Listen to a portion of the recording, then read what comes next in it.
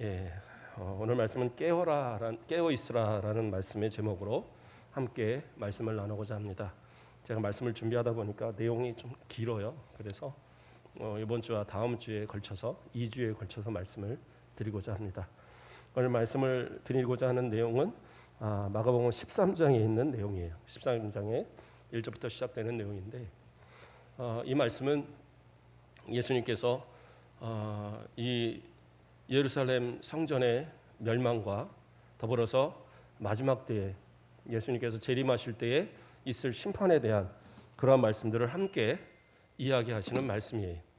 그래서 이 말씀의 내용을 우리가 깊이 알고 새겨야 되는 것이 바로 우리 이 마지막 때를 살아가는 성도들에게 믿음을 더 견고히 하는 데 있어서 꼭 필요한 말씀이기 때문에 이것을 또 지켜야 될 그런 말씀이에요. 이 말씀의 내용을 우리가 쭉 살펴보도록 하겠습니다. 13장에 시작하는 말씀 속에 뭐라고 얘기를 시작하십니까? 13장 1절에 보면 예수께서 성전에서 나가실 때에 제자 중 하나가 이르되 선생님이여 보소서, 이렇게 시작을 하고 있어요. 그래서 예수님께서 성전에서 나가실 때에 라는 이 말이 마가는 상당한 그 의미를 가지고 이 13장 서두에 이것을 놓은 말씀이에요. 왜 그러냐 하면 이 말씀 이후로부터 예수님은 더 이상 성전에서 가르치지 않으셨어요. 성전에 가르치는 것이 바로 그 앞에서 이야기하는 내용들, 그 가난한 자들의 가난한 과부와 이러한 이야기들이 있었죠. 그 앞서의 그 성전에서 종교 지도자들과 여러 가지의 논쟁, 이런 내용들이 쭉 계속 있었는데 이 모든 것을 마치시고 예수님께서 이제 성전을 나오시는 거예요. 근데 학자들은 이 마가가 왜 굳이 13장을 시작하면서 예수께서 성전에서 나가실 때라는 말을 썼을까? 그 의미가 상당히 깊은 말씀을 담고 있는 건데 무슨 말이냐? 더 이상 성전과 관계없는 그러한 상태시다라고 표현하고 있는 거예요. 예수님께서 성전을 나오심을 통해서 더 이상은 성전에 어떠한 소망을 두지 않으시는 거예요. 아니, 왜 성전에 소망을 두지 않으십니까? 지금 있는 이 성전은 그저 어떤 형식만 남아있고 가난한 자들에 대한 배려도 없고 이방인들에게 기도할 수 있는 그러한 자리도 없는 그냥 강도의 소굴과 같은 곳이고, 그렇죠?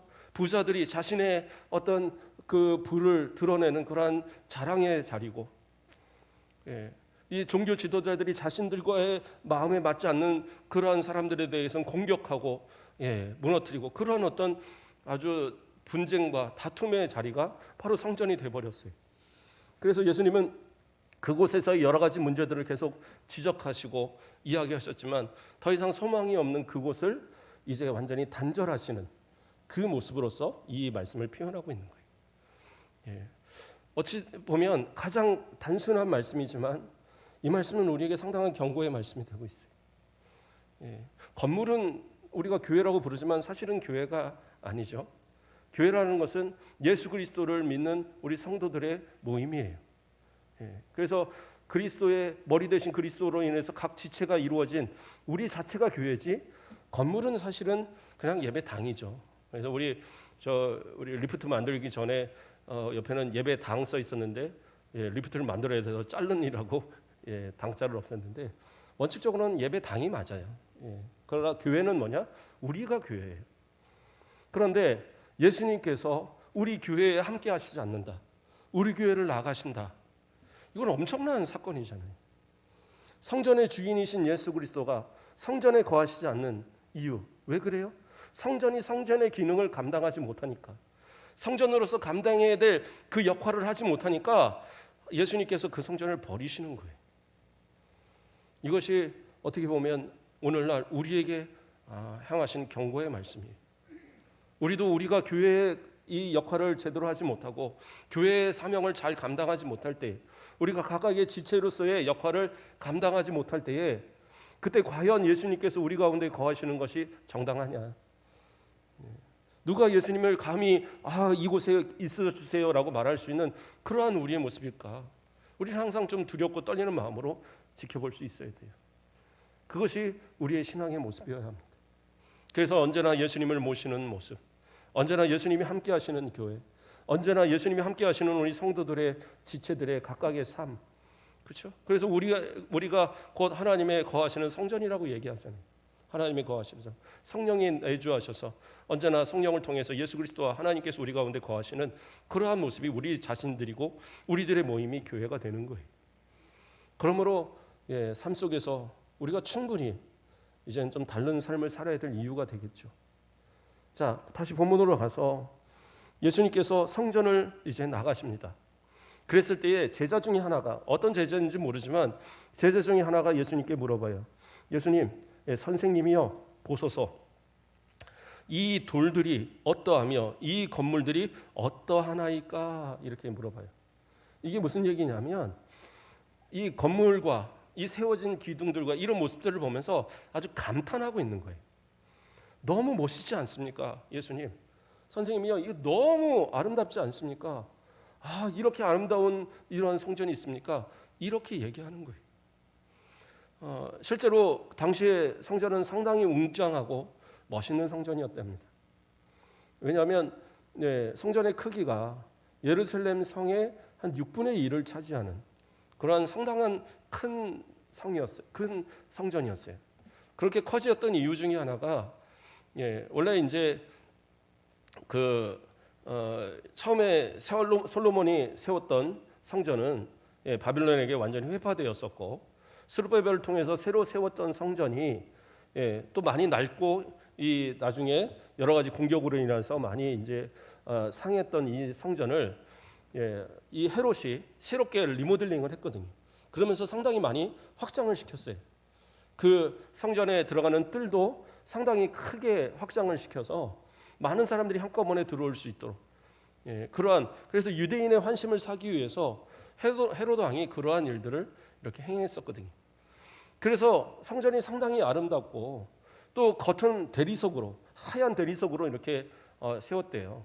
그래서 예전에 한동안은 이제 교회들이 대리석을 겉으로 이렇게 겉에 붙이는 것이 유행한 때가 있었어요. 정말 멋집니다. 멋있어요. 대리석으로 이렇게 해놓으면 오래 가도 때도 잘 안 타고 상당히 그 웅장함을 보입니다. 그런데 엄청 큰 그 예루살렘 성전을 다 그렇게 벽을 그 당시에도 상당히 귀한 그 대리석으로 쌓고, 그리고 지붕은 그 황금색으로 완전히 다 씌워서, 그래서 이 태양빛이 비치면, 해가 떠서 태양빛이 비치면 거기서 이렇게 비춰오는 빛이 정말 환상, 뭐라고 할까요? 그냥 환상을 보는 듯한 어떤 그런 아주 경이로움을 느끼게 하는 그런 정도의 성전의 모습이었대요. 그리고 세워진 돌들이나 이런 것들도 상당히 그런 고급 이런 돌들이, 석재들이 세워지고 그렇게 만들어진 성전이었기 때문에 이거는 당연하게 아름답게 여기고 놀랍게 여기는 그런 모습이 되었던 거예요. 그래서 제자는 예수님과 함께 이 성전을 나가면서 이 성전 너무 아름답습니다. 너무 놀랍지 않습니까? 이런 경이로운 표현으로서 예수님께 이 성전이 어떻습니까? 이 돌들이 어떻습니까? 라고 얘기하는 거예요. 그러니까 여기서 말하는 돌들도 성전을 의미하는 겁니다. 누가복음에서 이 병행 구절에서 이 똑같은 이제 그 내용이 나오는 그 누가복음에서는 아름다운 돌들이라고 성전을 그렇게 표현을 했어요. 그리고 마태복음에서는 이 그 성전의 건물들 이렇게 해서 성전에 있는 여러 건물들을 이렇게 지칭을 하고, 그런데 이제 마가는 이 두 가지를 한꺼번에 다 얘기해서 여기에 있는 그 제자가 돌들과 이 건물들을 이렇게 한꺼번에 예수님께 말씀하는 거예요. 그래서 이 모든 성전의 어떤 건축물들이 너무 아름답다라는 이 표현을 하는데, 예수님은 거기서 전혀 생각지 못한 답을 하십니다. 뭐라고 그래요? 2절 말씀에 예수께서 이르시되 내가 이 큰 건물들을 보느냐? 돌 하나도 돌 위에 남지 않고 다 무너뜨리리라 하시니라, 이렇게 말씀하시죠. 그러니까 성전이 이제 완전히 사라질 거라는 거죠. 완전히 무너질 일이 올 것이다 라는 말씀을 예수님께서 이야기하시는 거예요. 이러한 일들이 언제 일어나냐? 실제로 일어났습니다. 언제 일어났습니까? AD 70년에 로마의 장군인 티투스가, 보통 디도라고 얘기하는데, 디도 장군이 예루살렘 성을 둘러싸고 그들을 5개월 동안 아주 그냥 둘러싸고 딱 막고 있었어요. 그러니까 이 사람들이 안에서 그 항복하고 나가든지 아니면 그 안에서 그냥 버텨야 되는 거예요. 그 5개월을 버텨놓으니까 밖에 있었는 어떤 물자가 아무것도 들어가지 않으니까 우리가 생각할 때 예루살렘 성이 상당히 클 거라고 생각을 하잖아요. 그러나 예루살렘 성이 사실은 웬만한 작은 대학의 캠퍼스 정도밖에 안 됩니다. 그 크기가 그렇게 크지 않아요. 그도 그럴 것이 뭐 산꼭대기에 있는 성을 얼마나 크게 짓겠습니까? 지어봐야. 그러나 그 자체의 상징성이 있고 그것이 참 견고한 성이거든요. 그래서 쉽게 무너뜨릴 수는 없어요. 그랬는데 이 디도 장군이 그 5개월을 있는 동안에 무엇을 했냐면 바깥으로 그러니까 바깥으로 이 돌산을 쌓은 겁니다. 이렇게. 그래갖고 성 거의 높이만큼을 쌓아 올렸어요. 5개월 동안 한 일이 그거예요. 그래갖고 거기다가 어떻게 하냐? 옛날 왜 우리 영화 같은 거 보면 유럽 영화 같은 거 보고 이러면 돌멩이 같은 거 이렇게 확 넘기는 거 있잖아요. 이렇게 지렛대 같은 거 이렇게 해서 그런 식으로 해서 그 안에를 막 공격한 거예요. 그래서 그 성을 무너뜨렸는데 그 성을 이제 차지를 했는데 그때 이제 디도 장군이 그것을 차지한 뒤에 완전히 다 폐허를 만들어 버렸죠. 그래서 역사상에서 이스라엘은 완전히 사라져 버리는 그러한 일이 일어났어요.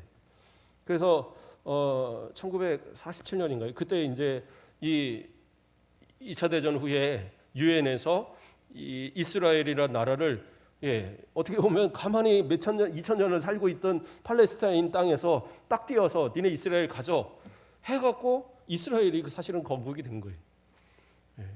그런 것처럼 그때 이 예수님의 이 말씀처럼 AD 70년에 그 아름다운 성과 그 성전은 완전히 다 망가져지고 폐허가 됐어요.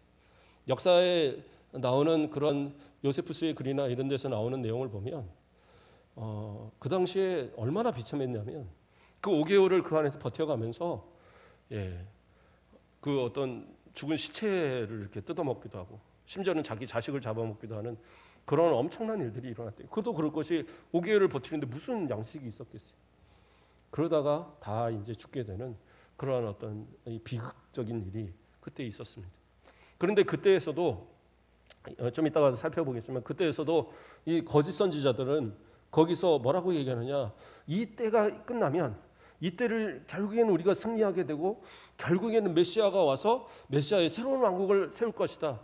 그렇게 예언들을 했어요. 그러니까 그 말씀을 그대로 믿고 이 이스라엘 유다의 이 사람들은 이 예루살렘을 지키면서 끝까지 버텼던 거예요. 예수 그리스도를 인정하지 않는 그들, 예수님의 예언대로 그들은 완전히 멸망당하는 일이 일어났다는 사실입니다. 자, 말씀을 더 계속 보도록 하겠습니다. 그래서 이러한 이야기를 하신 이후에 이제 3절을 보면 예수께서 감람산에서 성전을 마주 대하여 앉으셨을 때, 그래서 이 시온산, 예루살렘의 시온산과 맞은편에 감람산, 올리브산이라고 하죠. 그러니까 감람산이 거기에 있었는데 그 성전에서 그곳에서 성전을 바라보면서 있을 때에 베드로와 야고보와 요한과 안드레 이 네 명이 예수님한테 가서 조용히 물었어요. 뭐라고 물었느냐? 4절에 보면 우리에게 이르셔서 어느 때에 이런 일이 있겠사오며 이 모든 일이 이루어지려 할 때가 무슨 징조가 있사오리까 이렇게 이야기하고 있어요. 자, 이 말씀을 보면 앞서서 예수님께서 성전의 어떤 회파, 성전의 멸망을 얘기했어요. 그 예루살렘 성전과 예루살렘 성의 멸망을 얘기했는데 그런데 이제 제자들이 물어보는 것이 뭐라고 물어봅니까? 어느 때에 이런 일이 있겠사오며 그 다음에 또다시 이 모든 일이 이루어지려 할 때가 무슨 징조가 있겠습니까? 라는 얘기를 해요. 그러니까 이 말이 성전에만 국한된 말이냐? 그런데 사실은 그게 아니에요. 앞에 부분은 성전이 맞아요. 이러한 일들이 언제 일어날 겁니까? 라는 것은 성전에 관계된 일이 맞는데 그 다음에 이야기는 마태복음에서는 뭐라고 얘기하느냐? 마태복음 23장 3절 말씀을 보면 예수께서 감람산 위에 앉으셨을 때에 제자들이 조용히 와서 이르되 우리에게 이르소서 어느 때에 이런 일이 있겠사오며 또 주의 임하심과 세상 끝에는 무슨 징조가 있사오리까 이렇게 말씀하고 있어요. 이게 똑같은 사건을 두고 얘기하는 거거든요. 그런데 이제 그 마가가 기록한 것과 마태가 기록한 것이 그 내용에 어떤 단어의 차이가 있는 겁니다. 그래서 여기서 앞에 부분은 성전에 관계된 부분이고 뒤에 부분은 세상의 종말의 때, 예수님의 재림의 때의 일을 얘기하는 거예요. 그래서 성전의 이 무너진 때가 언제이며 예수님의 재림의 때에 나타날 징조는 뭡니까? 이렇게 이야기하고 있어요. 아마도 이 제자들은 이 예루살렘의 성전과 더불어서 성전이 멸망함과 더불어서 곧 예수님의 재림이 바로 있을 것으로 생각을 했던 것 같아요. 그래서 이 두 가지를 한꺼번에 물어보고 있는 겁니다. 그런데 이 말씀은 어느 정도 사실은 그 내용상으로 보면 그것이 맞는 부분이 있습니다. 무슨 얘기냐면 예수님 그 학자들은 세 가지 사건을 하나의 어떤 연결된 사건으로 보거든요. 먼저의 사건은 뭐냐면 예수님께서 그 길을 가실 때에 무화과 나무에게 잎이 무성한 무화과 나무에서 그 열매를 찾으셨는데 열매가 없었잖아요. 그랬을 때 예수님께서 저주하시고 그 다음 날 지나갈 때 볼 때 그 제자들이 볼 때에 말라버린 그 무화과 나무를 발견했어요. 근데 이것은 무엇에 대한 비유이냐? 무엇에 대한 예표이냐? 예루살렘에 대한 멸망. 이 예루살렘 성에 대한 예루살렘 그 성전에 대한 멸망에 대한 예언이거든요. 왜냐하면 열매 없는 그러한 모습처럼 열매 없는 유대인들, 열매 없는 종교 지도자들, 그들의 결과로 인해서 성전과 이 예루살렘 성, 거룩한 성은 다 회파될 것이라는 것에 대한 예표적인 거였어요. 그런데 이것이 더 나아가서는 뭐냐? 세상의 종말, 예수 그리스도의 재림 때에 있을 심판에 대한 그러한 것을 예표하는 것으로 봅니다. 그래서 이것이 이 작은 사건에서 시작해서 좀 더 큰 사건, 그리고 더 큰 사건. 그러니까 우리가 어렸을 때 뭐 과학실 같은 데 있는 데서 이렇게 보면 또 이제 길거리에서 애들도 많이 갖고 놀고 그랬는데 프리즘이라고 그래갖고 이렇게 삼각형으로 된 거 있어요. 뭐 여기서 빛을 비치면 빛이 이렇게 쫙 퍼지면서 무지개처럼 이렇게 빛이 이렇게 딱 나와요. 그런 것처럼 마치 그런 것처럼 이 무화과에서 시작해서 성전의 이 멸망과 더불어서 나중에서 예수 그리스도의 재림 때에 있을 심판의 때까지 이 모든 것이 한꺼번에 연결이 되고 있어요. 그래서 이 마가복음 13장에 나오는 내용들은 성전의 멸망과 더불어서 그 마지막 때에 있을 심판에 대한 그때 예수님의 재림 때까지 있어질 여러 가지 사건에 대한 것들을 예표하고 예언하고 있는 그런 내용들을 담고 있는 겁니다. 자, 그래서 예수님께 이러한 질문을 했을 때에 예수님께서는 먼저 그 내용을 이야기하시기 전에 한 가지 당부를 하십니다. 어떤 당부를 하시냐면 5절 말씀에 예수께서 이르시되 너희가 사람의 미혹을 받지 않도록 주의하라. 많은 사람이 내 이름으로 와서 이르되 내가 그라하여 많은 사람을 미혹하리라 이렇게 이야기하고 있어요. 그러니까 마지막 때가 가까이 오면 그때에 가서 거짓 선지자들이 나타난다라는 거예요. 그들이 거짓 예수죠. 그래서 자신들이 이 예수다, 자신들이 예수의 어떤 그 영을 받은 자들이다 이러면서 거짓으로 말하는 자들이 많이 있었어요. 또 실제적으로 초대교회에 그런 이단들이 많이 있었고, 바 예수라고 그랬고 자기는 예수의 아들이다 막 이렇게 주장하는 사람도 있고 별 사람들이 많았어요. 그런데 오늘날도 보면 이단들 중에 많은 이단들이 자신이 신적 권위를 가진 재림 예수다라고 주장하는 사람들이 있고, 또는 예수님은 어떻게 보면 실패자고 자신들은 그 실제적인 그 어떤 육적인 성공을 일으킬 그러한 메시아다 뭐 이렇게 주장하는 이단들도 있고, 그렇죠? 통일교 같은 데들 뭐 이런 그런 거나 또 뭐 왜 하나님이 뭐예요? 아버지만 되냐? 어머니 하나님도 있다. 그래서 이 안산홍 지기네들 뭐 말도 안 되는 소리들 이렇게 하는 그런 이단들이 많이 있어요. 그래서 이러한 이단들이 마치 자기가 하나님인 것처럼 예수인 것처럼 그렇게 자신을 드러내면서 사람들을 현혹시킨단 말이에요. 그래서 그러한 것에 현혹되지 말라는 거예요. 예수님의 재림에 예수님이 다시 오실 그때는 명확하게 누구라든지 볼 수 있는 모두가 보는 가운데 예수님이 오시지 그렇게 마치 초림 때처럼 이렇게 몇몇 제자들을 통해서 이렇게 넓혀가는 그런 식의 역사는 아니란 말이에요. 그러니까 그런 말들에 미혹되지 말라고 강하게 그렇게 경고하고 계시는 거예요. 그래서 그때에서 예수님의 이름으로 내 이름으로 와서 이르되 내가 그라 많은 사람을 미혹할 거라는 거예요. 그래서 우리가 그 어떤 이단들이 아무리 자신들이 옳다고 그래도요. 그들의 가장 큰 문제는 뭐냐? 그들은 하나님의 말씀에 기반하지 않는다는 거예요. 하나님의 말씀에서 벗어나면 다 이단들이에요. 또는 자기들은 하나님의 말씀을 가지고 얘기한다고 그러지만 그들이 주장할 때 기존의 교회들을 다 무시합니다. 물론 각 교단들마다의 성경 해석이 틀려서 서로 이렇게 다른 이견을 갖고 있는 그러한 서로의 교리적인 부분들이나 성경 해석의 차이는 있을 수 있지만 그러나 이 기존의 교단들은 서로를 이단이라 말하지 않아요. 왜냐하면 그것은 구원과 관계된 부분이 아니기 때문에 구원과 관계되지 않은 부분에 있어서는 서로가 인정해 줍니다. 왜냐하면 그것으로 인해서 지옥 간다고 말할 수는 없어요. 성경이 그렇게 말하지 않으니까. 그러니까 해석에 대한 부분들은 우리가 이것으로 인해서 우리는 분명 합동측에 속하여서 말씀 중심으로 해서 말씀이 풀어가는 가운데서 우리는 풀고 있지만 그러나 그렇지 않은 교단들도 분명히 많이 있거든요. 그러니까 우리가 생각하는 것과는 다른 교단들.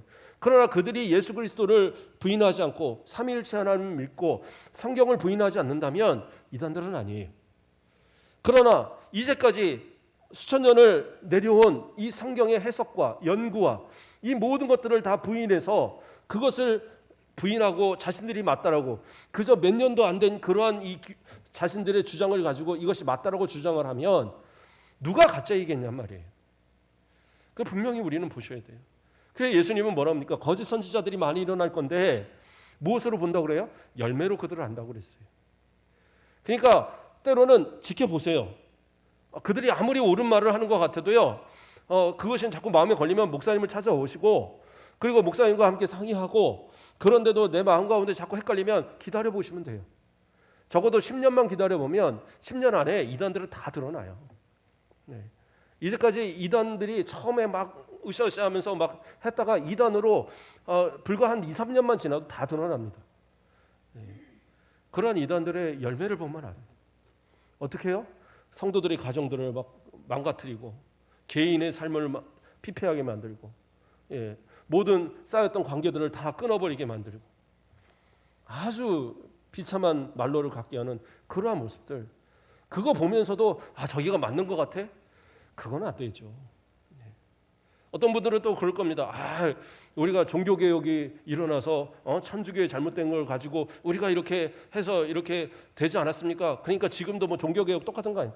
택도 없는 얘기예요. 종교개혁은 왜 일어났어요? 천주교가 하나님의 말씀이 없는 걸 주장하니까 그런 거예요. 면죄부가 성경에 어디 있고 연옥교리가 어디 있어요. 그런데 말도 안 되는 이유를 자기들끼리 만들어내서 이것들로 성도들을 현혹하고 헌금을 걷어들이려는 목적으로 성전을 만들겠다, 성전을 이쁘게 성당을 이쁘게 만들겠다는 이유로 그 돈이 필요하니까 말도 안 되는 교리를 만들어서 막 만들어내니까 그러니까 종교개혁자들이 해도 이런 거짓말은 안 된다 해서 들고 일어난 거잖아요. 그래서 종교개혁의 그 가장 중요한 건 뭐예요? 말씀으로 돌아가져야 해요. 하나님의 말씀의 깊이로 돌아가고 그래서 이것은 종교개혁이라는 것보다 사실은 어떻게 보면 다시 원래 성경으로 돌아가는 거지 그렇지 않겠어요? 그래서 잘못된 이미 이단이 돼버린 그것을 어떻게 보면 그 싹을 자르기 위해서 종교개혁이 일어나는 거지 그런 말씀을 왜곡시키는 그러한 이단들이 자기들이 맞다라고 주장하는 근거가 될 수는 없어요. 그러니까 우리는 철저하게 하나님의 말씀 속에서 우리의 믿음을 점검하고 그리고 하나님의 말씀에서 어긋난 것은 이단입니다. 그거는 아무리 내 귀를 즐겁게 하고 아무리 내 마음에 이것이 자꾸 온다고 해도 이건 마귀의 유혹이에요. 단호하게 물리쳐야 돼요. 그래서 예수님은 분명하게 얘기하시잖아요. 그러한 것들에 있어서 깨어라고. 그러한 것에 있어서 현혹되지 말도록 미혹되지 말도록 깨어 있으라고 분명하게 예수님은 우리에게 말씀하고 계신다는 겁니다.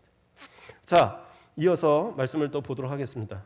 그리고 이어서 뭡니까? 7절 말씀을 보면 난리와 난리의 소문을 들을 때에 두려워하지 말라. 이러한 일이 있어야 하되 아직 끝은 아니니라. 그렇죠? 더 나아가서 민족이 민족을 나라가 나라를 대적하여 일어나겠고 곳곳에 지진이 있으며 기근이 있으리니 이는 재난의 시작이니라. 이렇게 나와요. 그러니까 이건 무슨 얘기예요? 전쟁들이 막 일어날 거예요.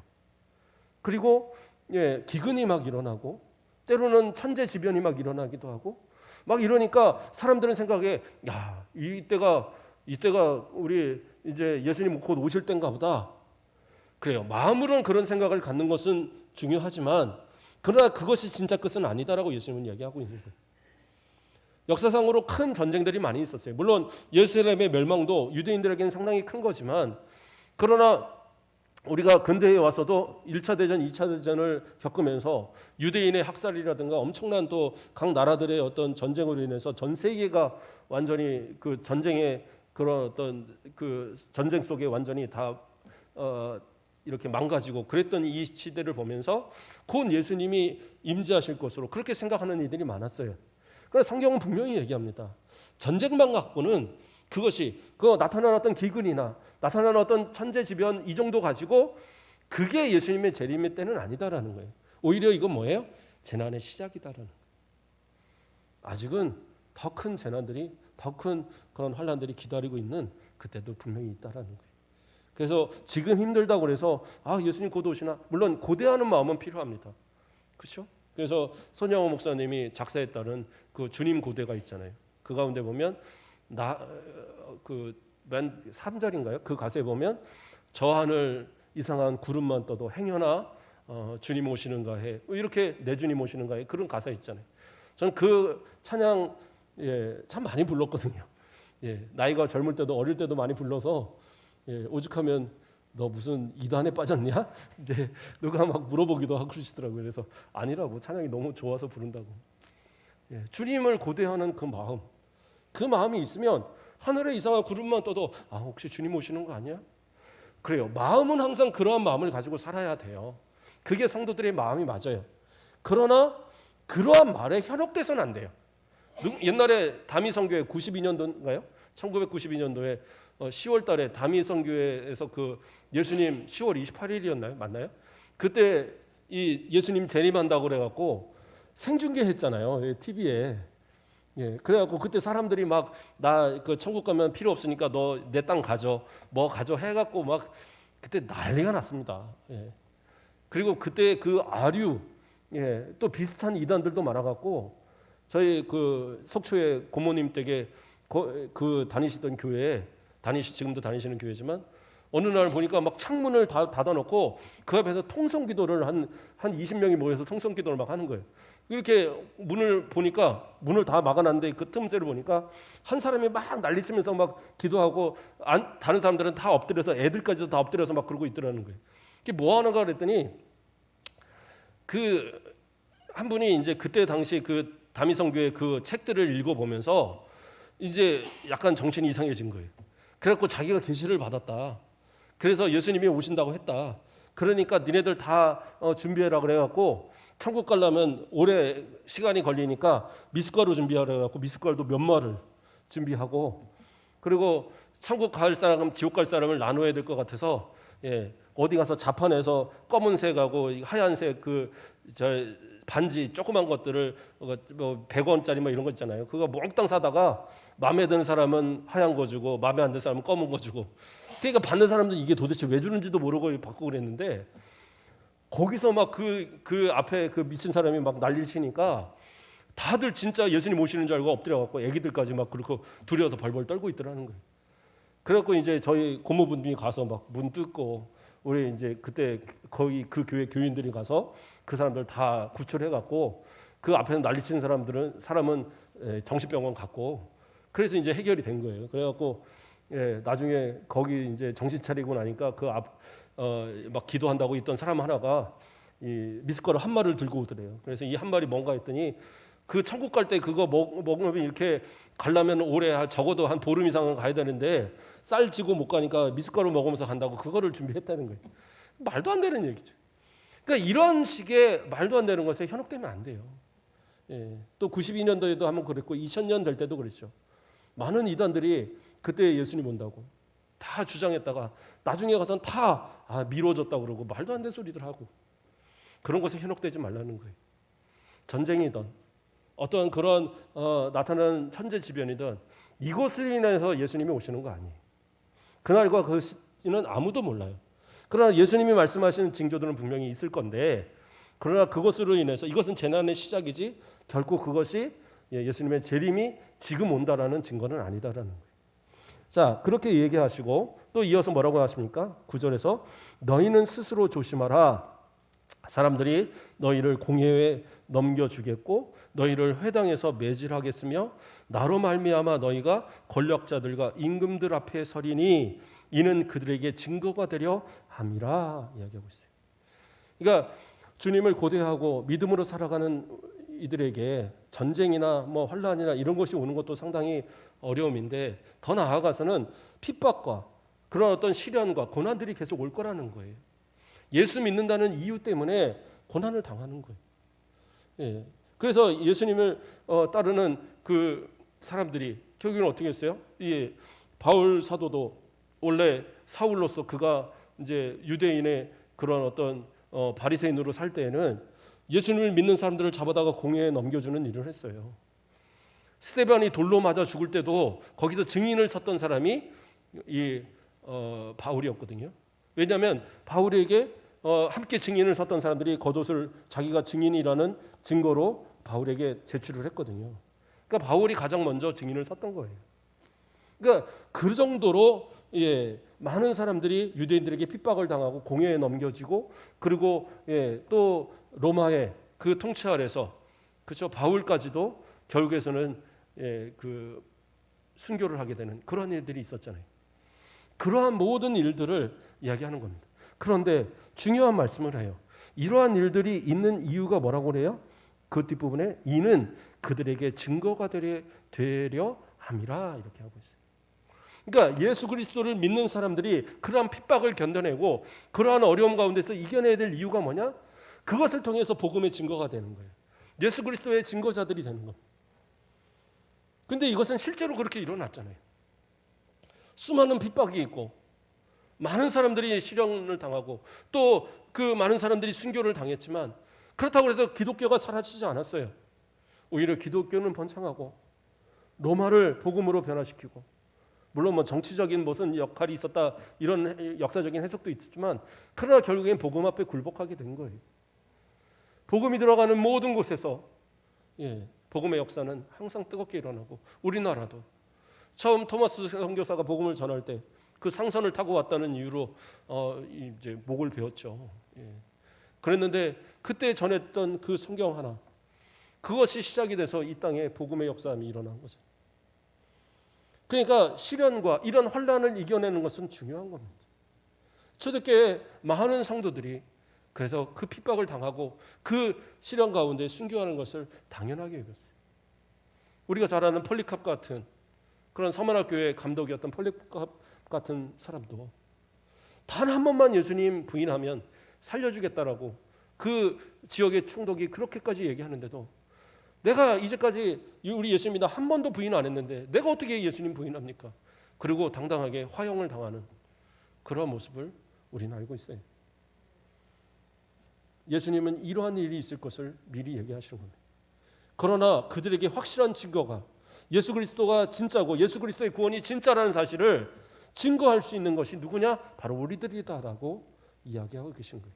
이게 마지막 때를 살아가는 우리들의 모습이어야 하는 겁니다. 그것을 예수님이 이야기하시고요. 더 비참한 일이 이어집니다. 뭐예요? 그 다음에 나타날 말이 그 11절 말씀을 보면 사람들이 너희를 끌어다가 넘겨줄 때에 더 내려가세요. 12절 말씀을 보면 형제가 형제를, 아버지가 자식을 죽는 데에 내어주며 자식들이 부모를 대적하여 죽게 하리라 이렇게 하고 있어요. 그러니까 더 나아가서는 가족들까지도 예수를 믿는다는 이유로 핍박하는 일들이 일어날 거라는 거예요. 우리나라는 이제 사실은 그러한 핍박들은 거의 사라졌다고 봐야죠. 물론 지금도 신앙의 이유로 교회를 못 나가게 하는 그러한 집들이 있어요. 있긴 있습니다.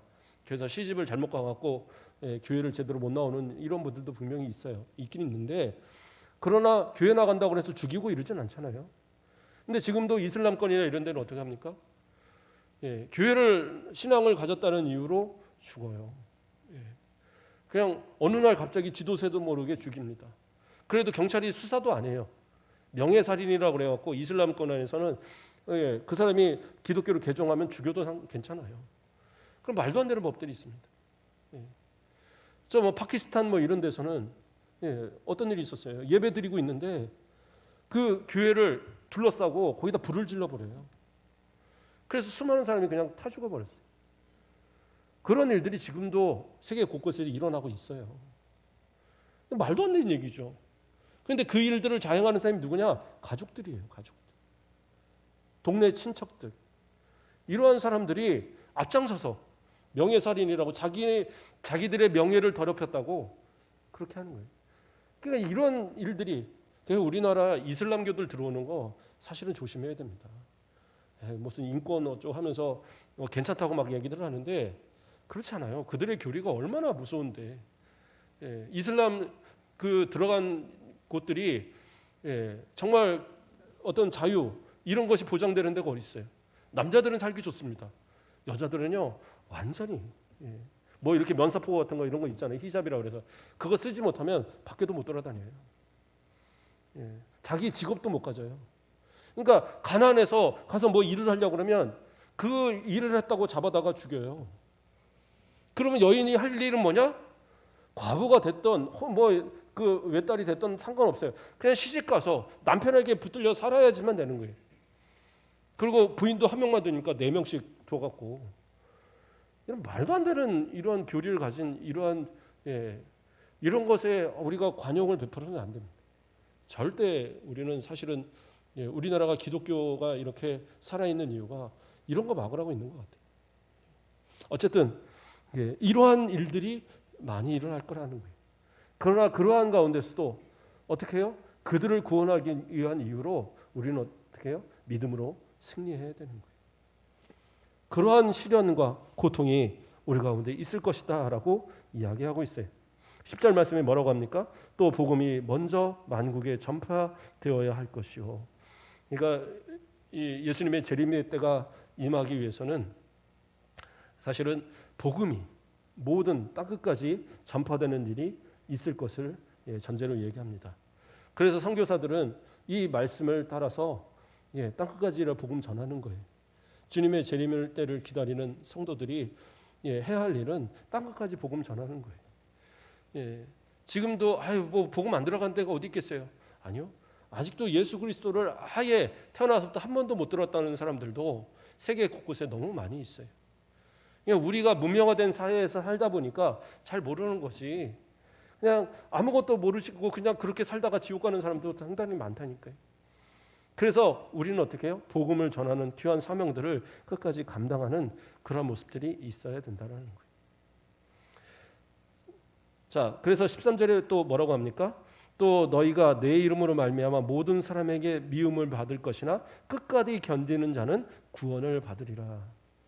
가족과 또 그런 어떤 통치자들과 더 나아가서는 모든 사람들에게 믿음을 가졌다는 이유 때문에 핍박을 받을 때가 있을 거라는 거예요. 특히 요한계시록에서도 예언하고 있는 그런 부분들이고 오늘 본문에서도 나오는 부분들이지만 적그리스도가 세워졌을 때에는 이러한 일들이 실제로 일어날 것으로 보고 있어요. 그래서 그 짐승의 표를 받지 않는 사람들은 어떻게 해요? 장사도 못하고 그렇게 될 거예요. 요한계시록에 이제 예언되어 있는 부분들이잖아요. 그래서 14절을 보면 여기서 뭐라고 합니까? 멸망에 가증한 것이 서지 못할 곳에 선 곳을 보거든. 그렇죠? 읽은 자는 깨달을진저 그때에 유대에 있는 자들은 산으로 도망할지어다 이렇게 나오죠.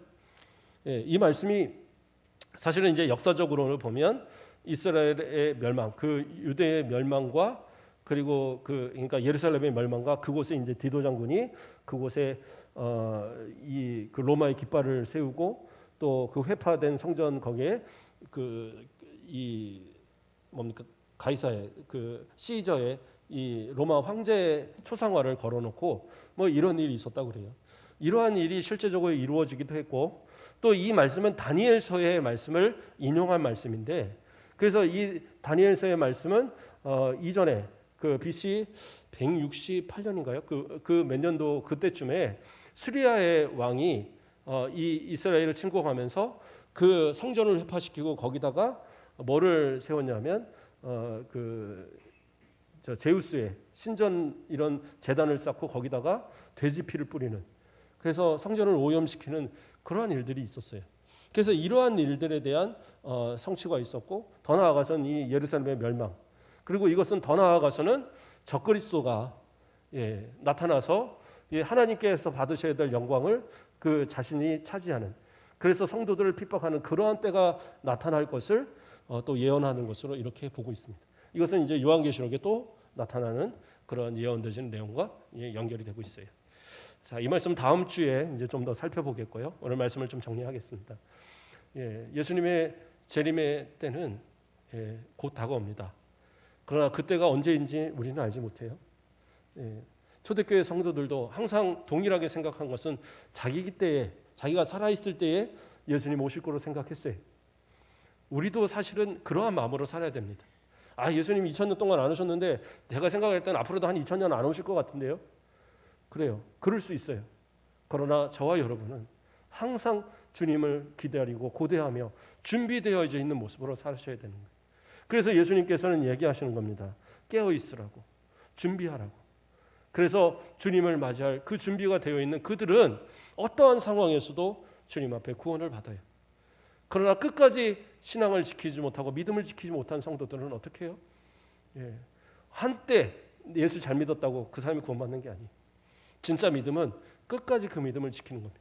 어떤 환난이 와도 앞에서 말하는 그러한 핍박이 와도 또 가족들 가운데 그렇게 어떤 시련이 와도 또 여러 그 사람들에게 어떤 핍박을 당하는 그러한 상황이 있어도 13절의 끝부분에서 뭐라고 그랬어요? 끝까지 견디는 자는 구원을 받으리라. 끝까지 믿음을 지키고 깨어서 신앙의 사람으로 살아가는 저와 여러분은 분명히 구원을 받은 줄 믿습니다. 이 구원에 동참한 우리 성도님들 끝까지 믿음으로 승리하시고 우리 순천 가곡교회가 주님 오시는 날까지 정말 주님의 오심을 기다리고 준비하고 또 많은 사람들을 구원의 방주로 이끄는 복된 그러한 교회와 우리 성도가 되시기를 주님의 이름으로 축복드립니다.